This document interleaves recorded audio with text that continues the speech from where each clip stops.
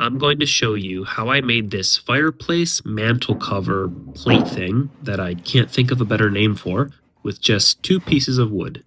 It's completely removable, so I guess that makes it renter friendly as well. We've been transforming this room into a moodier design, and this fireplace is the last piece to get any work done. The all-white isn't cutting it, and my wife wants the top shelf to match the warmer wood tones throughout the room. I didn't want to sand or strip the paint and generally wanted to avoid any more demo in this room, so I decided to make up a plan as I went for a removable mantle cover. I made it with crown molding and a standard flat board for the top. I recommend buying more than you need so that you can cut small test pieces that will come in handy in multiple ways, which you'll see. First, I'm deciding which direction I want the crown molding to be installed, as it changes the pitch of the piece.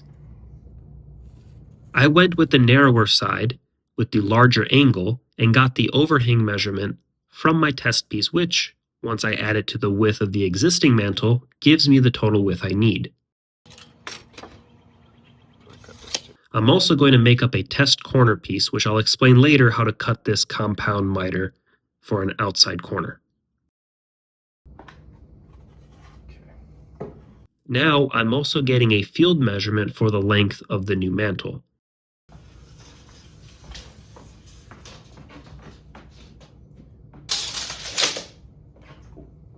It's also here where I realize that the existing mantle isn't the same width from end to end. And neither is this board square, as it came from Home Depot. Expecting a check. So always check, as my first cut would have been a waste had I missed this. Here I'm cutting it to length and then to width. And yes, this is a strut from an old bed frame. I find these to be really convenient straight edges. There's a rather awkward outlet on the top of the fireplace mantle that I don't want to cover, so I'm cutting out this access area for it. I got this top board for half off because of its multiple defects, which I managed to mostly work around, but some spots will need filling. Sanding is an area where I don't spend nearly sufficient time on, as it's a slow, tedious process that really tests my patience. I will suffer for it in the future, as you'll see later on. Okay, now to make our compound miter cuts. Starting with the left side, we have a butt end and a mitered end facing out. I find it very helpful to mark the direction your miters need to go. We have the outer 45 degree going in these 2 directions. Now to cut these, the direction of the line that you made on the crown molding's face is the direction you need to turn your saw.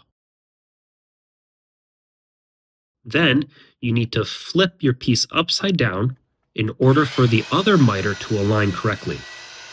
Be sure to hold the crown molding square against the saw as if it were to be installed to ensure you have an even cut.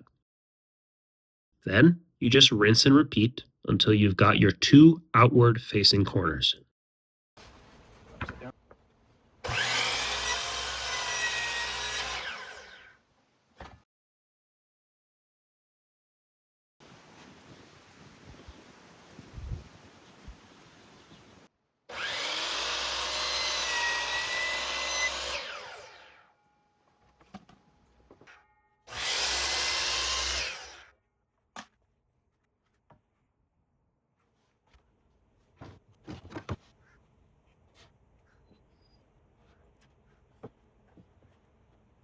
I'm using general purpose wood glue and some brad nails to hold this together while the glue dries to form the strong bond.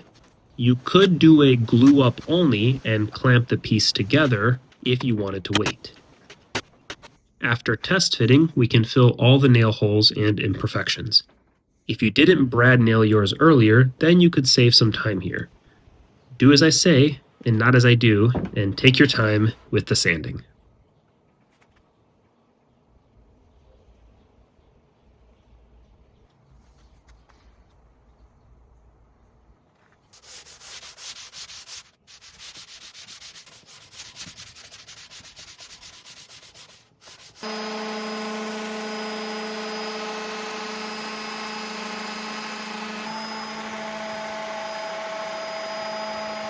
Next, I'm pre-drilling the holes I want to use for screwing this cover into place.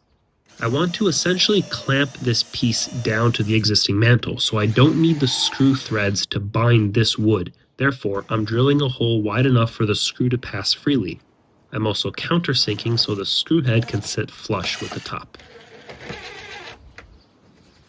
Another benefit of a test piece is you can apply stains and finish to see how they'll come out. This stain is fairly close with just one coat, and it's missing the clear coat, but I'm confident enough to proceed. Now, working in the sun isn't the best situation. It was a cooler day and rather windy, but I didn't want to do this in my garage, so here I am. This crown molding pattern is very annoying to stain or paint, so I have a small brush to get into the 1,000 corners on this thing.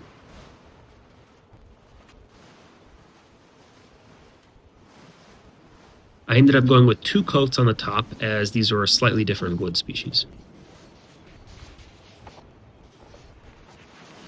As for this outlet cutout, I don't want to leave it exposed as I currently don't use it for anything, so I'm going to quickly draw up a super simple cover in SketchUp and print it out. The brown filament I had was way too light, so I wanted to try something I haven't done before. I added a very thin layer of wood filler on top of this cover, and then stained it a few coats to try and match the mantel cover.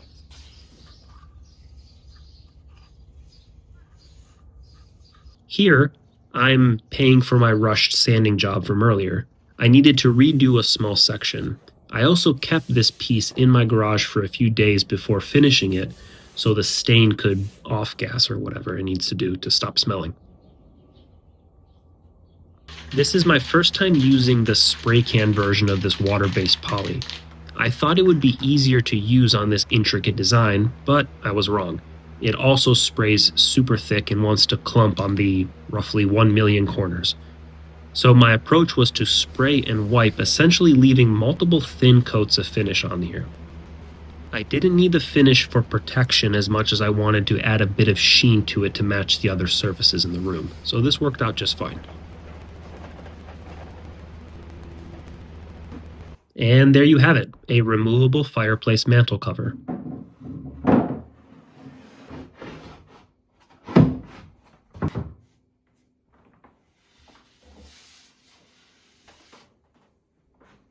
I'm pre-drilling thinner holes for those screws to bite into the mantel below.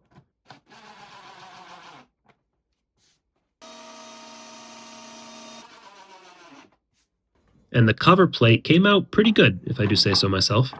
I made a backup black one that's even simpler, but I think I'll keep the modified one. This isn't an interior design channel, and this fireplace needs more work and new colors, but that's my wife's job. I'm just dressing it up with pretty much what I had on before to get a final shot.